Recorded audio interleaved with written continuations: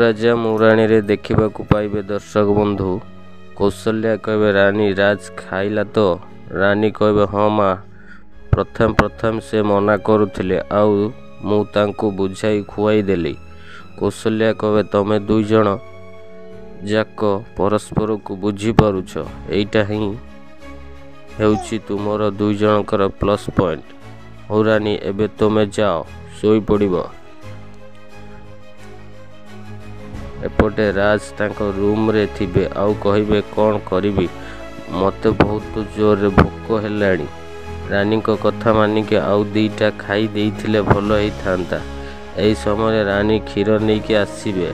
କ୍ଷୀର ଦେଖିକି ରାଜ ପୁରା ଖୁସି ହେଇଯାଇଥିବେ। ରାଜଙ୍କ ସାମ୍ନାରେ ରାନୀ ସବୁ କ୍ଷୀର ପିଇଦେବେ। ଆଉ ତାପରେ ରାନୀ କହିବେ କ'ଣ ହେଲା, ତମେ ଏମିତି କାହିଁକି ହେଉଛ? ରାଜ କହିବେ ମୁଁ ଭାବିଥିଲି ଏ କ୍ଷୀର ମୋ ପାଇଁ ଆଣିଛ ବୋଲି।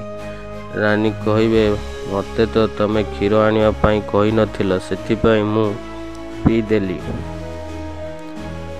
ରାଣୀ ମୁଁ ଯାଉଛି ଶୋଇବି। ଆଉ ଗୋଟେ କଥା, ଯଦି ଆଜି ସକାଳେ ତମେ ମୋ ଉପରେ ହାତ ପକାଇଥିବ ନା, ତାହେଲେ ମୁଁ ତୁମ ହାତକୁ କାମୁଡ଼ି ଦେବି। ଏହା କହି ରାନୀ ଶୋଇପଡ଼ିବେ। ଆଉ ସକାଳୁ ଉଠିକି ଦେଖିବେ ରାଜଙ୍କ ଉପରେ ହାତ ପକାଇ ନଥିବେ। ଆଉ କହିବେ ସତରେ ଇଏ କେତେ ନିରୀହ ଜଣାପଡ଼ୁଛନ୍ତି, କିନ୍ତୁ ସବୁବେଳେ ନାକ ଆଗରେ ରାଗ ରଖିଛନ୍ତି।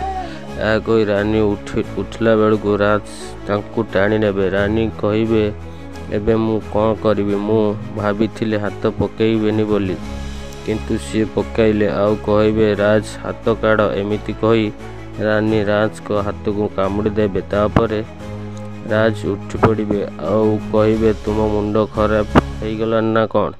ଏମିତି କ'ଣ କୁକୁରଙ୍କ ଭଳି କାମୁଡ଼ୁଛ? ରାନୀ କହିବେ ମୁଁ ତୁମକୁ କହିଥିଲି ନା ମୋ ଉପରେ ହାତ ପକାଇବନି ବୋଲି। ରାଜ କହିବେ ପ୍ରମାଣ କ'ଣ ମୁଁ ତୁମ ଉପରେ ହାତ ପକାଇଛି ବୋଲି? ରାନୀ କହିବେ ହଉ ଠିକ୍ ଅଛି, ଆଜି ରାତିରେ ଶୋଇଲା ବେଳକୁ ମୋ ପାଖରେ ଗୋଟେ ଛୁରୀ ରଖିକି ଶୋଇବେ। ଆଉ ତମେ ହାତ ପକାଇଲେ ତୁମ ହାତକୁ କାଟିଦେବି। ତାପରେ ତୁମ କଟା ହାତ ତୁମକୁ ପ୍ରମାଣ ଦେଖାଇବି। ଏହା କହି ରାନୀ ଚାଲିଯିବେ। ଆପଣମାନେ ଯଦି ଏହିଭଳି ନୂଆ ଭିଡ଼ିଓ ଦେଖିବାକୁ ଚାହୁଁଥାନ୍ତି, ତାହେଲେ ଏହି ଚ୍ୟାନେଲଟିକୁ ନିହାତି ସବସ୍କ୍ରାଇବ୍ କରନ୍ତୁ।